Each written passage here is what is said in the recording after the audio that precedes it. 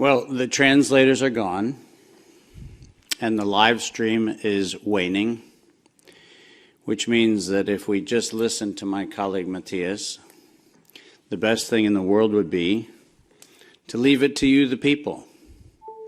Now it's up to you to share what clearly, based on the cavernous emptiness we see in all of these spaces, is only going to be heard if you share it. So it feels very appropriate that I should be the one with the quietest voice. But let's let that lion roar, shall we? I'm done talking about COVID, and I'm done talking about SARS-CoV-2, and I'm done for a very simple reason. For 110 years, we, the people of the world, have been lied to.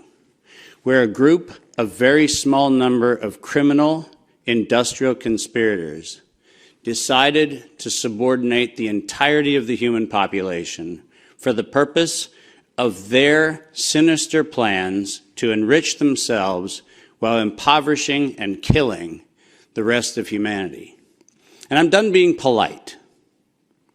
We've long passed polite. When the words acceptable death rate become part of an industrial norm, we have lost the plot of humanity. And that's not my words.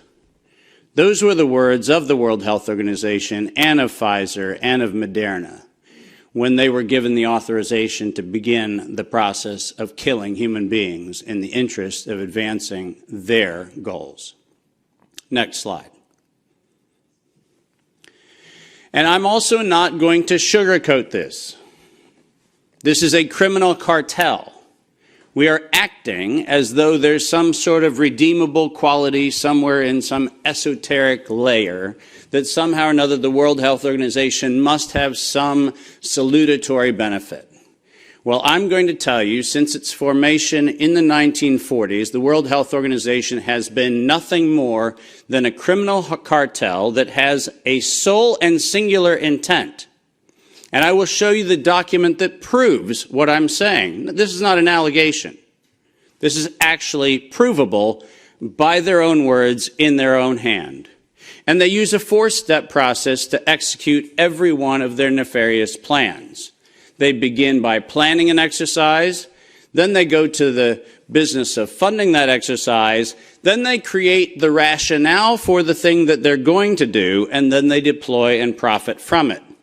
And in violation of 15 U.S. Code Section 19, which for those of you listening, coincidentally started with the Clayton Act in the same year that the World Health Organization in the United States, 1913, the same year the World Health Organization's progenitors also started. So I find it fascinating that we passed the Clayton Act in 1913 and we set in motion 110 years ago the criminal conspiracy which we now call the World Health Organization.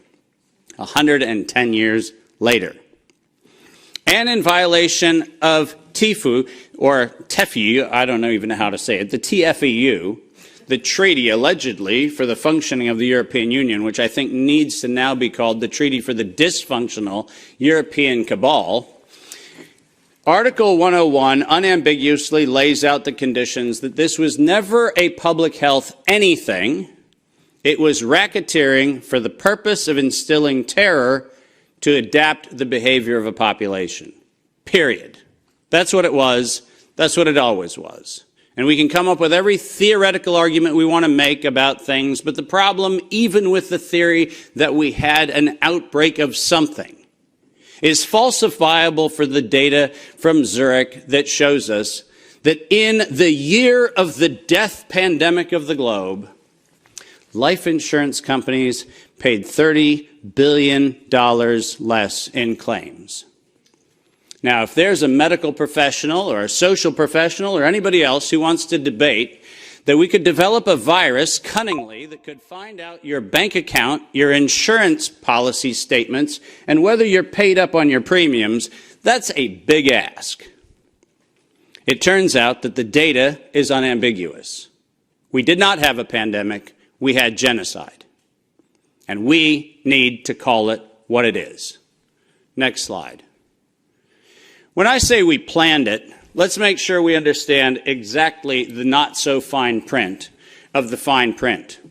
And I want to call your attention first to the right-hand column of this slide. This is the 2011 data that the World Health Organization, the Wellcome Trust, PATH, and the Gates Foundation did on their wonderful worldwide program for a malaria vaccine for children under the age of 6 months of age. And in their clinical trial, it's helpful to point out that they murdered 66 children in the vaccine group and then cunningly used the term control for a control group in which they murdered 28 children. Now, the reason I said murdered and the reason why I use that term is because it's exactly what it was. Because it turns out that this control group was not a saline injection. It was not some sort of innocuous, innocent thing. It was actually a cocktail of other known pathogenic disease-carrying injections. The control group was known to kill people, and the experimental control group was actually theoretically maybe going to kill people. And what we did was we actually went ahead and murdered them all. And cunningly, under Article 5, Section 13, which I've put on this slide, I want you to understand why I said, at its formation in 1947, when the WHO was funded and founded, it was funded and founded by people intent to commit a crime because of their own language. Section 13 of Article 5 ends with the following statement: immunity from personal arrest or detention, blah, blah, blah, immunity from legal process of every kind. Now, if you didn't intend to commit a crime, why would you need to give yourself permanent and absolute immunity from every form of prosecution, and it's worse, even investigation for prosecution of every kind? People sit there and pretend, well, that's like diplomatic immunity. Do you realize this isn't even meeting the standard of diplomatic immunity? This is a criminal organization who set in motion their own law to protect themselves against crimes they knew they were going to commit. And when I say they knew they were going to commit, I mean they knew it.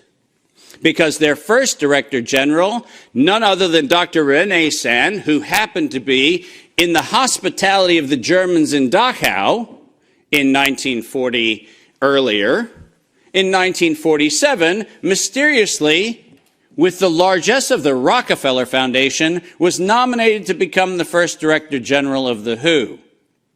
And within 5 short years, René Sand decided to authorize the real purpose of the WHO in writing by then Director General Dr. Brock Chisholm, who advocated for population control as its primary objective. Does that sound like public health to anyone in this room? This is not public health. This is the advancement of the same genocidal program that began with the Carnegie Foundation's funding of the eugenics office at Cold Spring Labs in the United States in 1913 under the philanthropy of Andrew Carnegie. People, stop fooling yourself. We debate the leaves on the tree of what we call this pandemic thing, but we're not going to the root. This was an organized crime, racketeering entity set up to give itself first absolute immunity and then execute its plans to make sure it controls who lives, who dies, and who gets any chance at life. And if you think that I am somehow inflating numbers, let me be unambiguous. Under every treatment of tax provision, if I were to tell you that there is an 88% controlling interest of any organization, you might conclude that that actually aggregates into a controlling interest. And it turns out that if we look at the foundation donations to the World Health Organization, 88% of those come from a single organization, the Gates Foundation. That constitutes a violation of every competitivist law in Europe and every competitivist law in the United States. This is absolutely not only not an independent, charitably funded donation, but more importantly, under the tax laws on both sides of the Atlantic, this constitutes directed donations which specifically are forbidden and do not have any place anywhere in the Charter of the World Health Organization or any of the UN-affiliated organizations. When I say this is a crime, I mean it's a tax crime, a racketeering crime, a money laundering crime, and now the crime of racketeering leading to murder and global terrorism. Next slide. I told you that the second thing after they plan it is they fund it. And why don't we use the criminals' language in their own words, because it's the best way to say it. When they actually planned the release of the use of a biologically modified chimera associated with the model derived from coronavirus, they actually said the following: to sustain the funding base beyond the crisis, we need to increase the public understanding for the needful medical countermeasures such as a pan-influenza or pan-coronavirus vaccine. Now, let me pause for just one moment and remind you that the crisis that they were speaking of was a crisis of diminishing funding. There was no health crisis. This was a crisis of their coffers were starting to run dry. That's the crisis. And let's read on. A key driver is the media, and the economics will follow the hype. We need to use that hype to our advantage to get to the real issues. Investors will respond if they see profit at the end of the process. That is officially the statement made by the conspiratorial cabal that by that time was the decade of vaccines put in motion in 2011 by the Global Preparedness Monitoring Board of the World Health Organization, and it was the funding base for Peter Daszak's partnership with the chimeric production of pathogens both in North Carolina and in Wuhan. So don't tell me that we have to do an investigation into where this came from. The criminals have admitted to it in their own words. Next slide.